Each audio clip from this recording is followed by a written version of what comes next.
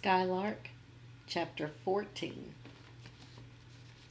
And we're going to go ahead and do Chapter 15 as well because both of these are very short chapters. And we'll be finished with our book. The August sun rose red, then turned gold. It touched the flowers of the ants' gardens, the beds of late roses and nasturtiums and asters. Geese flew in, sitting calmly on the water. A boat with 2 masts and a tall sail slipped by. Caleb went fishing with William and came home with 2 fish. "Flounder," said William. But Caleb didn't smile. In the afternoon, we walked by the water. Aunt Lou, Sarah, Caleb and I. Caleb threw sticks for Brutus, who brought them back, along with big rocks and seaweed and whatever came up with the tide. We began to walk up the path again, Caleb carrying sticks, Sarah stopping to pick a handful of rose hips. A fisherman pulled up lobster pots in the cove. Then, suddenly, Caleb straightened and looked past me to the top of the hill.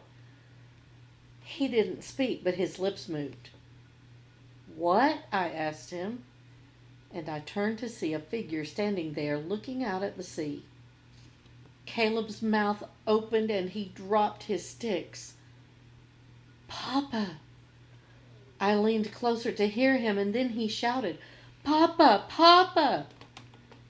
He began running up the hill, calling Papa's name over and over, and I saw Papa turn around at Caleb's voice. I ran too, Sarah running behind me, and I began to cry, "Papa!" Caleb ran into Papa's arms, and Papa held him close. Papa picked me up too, and my hat fell off, and I buried my face in his neck. Papa looked at Sarah. "It rained," he said. He smiled at her. "I never thought you'd come," whispered Sarah.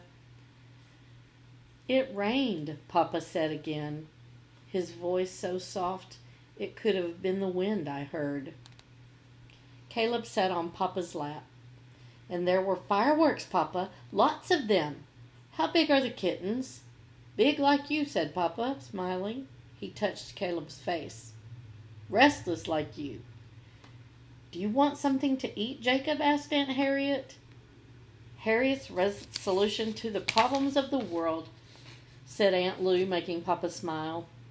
"No, thank you," Papa said. "I couldn't eat." Caleb slid off Papa's lap. Papa stood, looking out over the water. No one spoke. "That sound," Papa whispered after a moment. "The sea," said Sarah.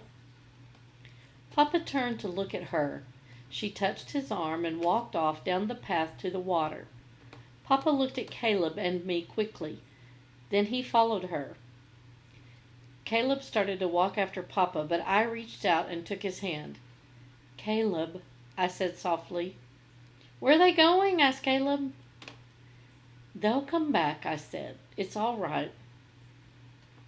Caleb and I stood and watched Sarah and Papa walk down the hill. It was around Sarah. I whispered to Caleb. Aunt Harriet and Aunt Lou had danced. We walked, and then Sarah and Papa, we would have a new... "I'm excited." "Baby," said Papa. He said Caleb. Sarah saw my face and worried because Mama had... "It will be he's healthy. The doctor said so." To Papa, out over the water around me. "I see the house," said Caleb. The wagon passed cornfields in the meadow, and Lottie wagon before it stopped. I laughed as they jumped on us. "There's some water in the..." He looked at Caleb and our kittens waiting. Caleb and I ran to the porch. 4 kittens, like Maggie's cat, Sam. A bowl of water. Caleb held the orange cat us, and then she and Papa Sarah in her yellow traveling coat began to write on the drive. Papa looking up at him, late pale light. Home, Papa and Sarah's baby. The book